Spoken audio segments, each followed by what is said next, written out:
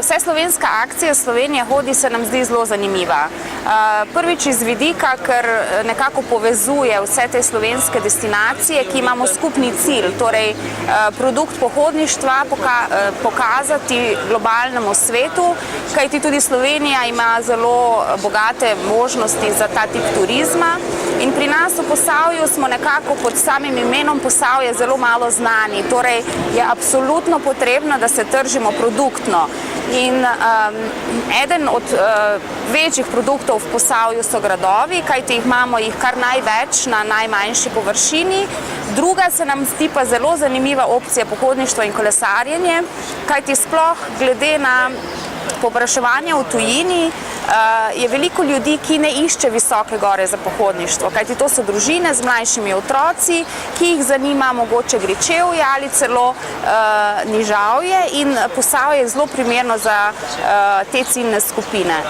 Ja, zelo primerno, kajti po povpraševanju na tujih sejmih je veliko mladih družin z majhnimi otroci, za kar so naši posavski griči z sadnimi nasadi, z vinogradi zelo pomembni. In eden od produktov pri nas kot namestitvena posebnost so tudi zidanice, ki omogočajo nočitve, tako da so idealno izhodišče za izlete po naših gričih.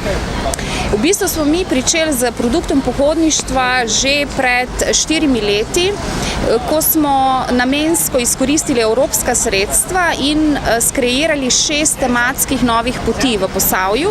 In v bistvu smo kar veliko časa posvetili zgodbam, preden smo skreirali točne trase. Torej 6 tematsko zelo različnih, vsebinsko bogatih poti, ki so inovativno opremljene, nekatere z električnimi kolesi, z didaktičnimi igrali za otroke, torej učnimi pripomočki in tako naprej. In iz te ideje naprej smo tudi kot rezultat nekako oblikovali festival pohodništva. Pri nas se odvija cela 2 meseca, torej maj in junij, in ponuja vsak vikend od 3 do 4 različne pohode. Tako da nekako iz tega že takrat projekta smo izhajali in zdaj seveda to nadgrajujemo in nadaljujemo. Izleti so nekje med 5 in 10 evrov dnevno, kar je cenovno zelo ugodno, kajti to je res zelo bogat program, ki ga ponujamo, torej vodenje je organizirano, imamo tudi vodiče z interpretacijo naravne in kulturne dediščine, ponuja se hrana, ponuja se pijača in pa seveda tudi produkti, ki so značilni nekako za dediščino našega okolja. Ali so siri, čokolade, sadje, vino in tako naprej.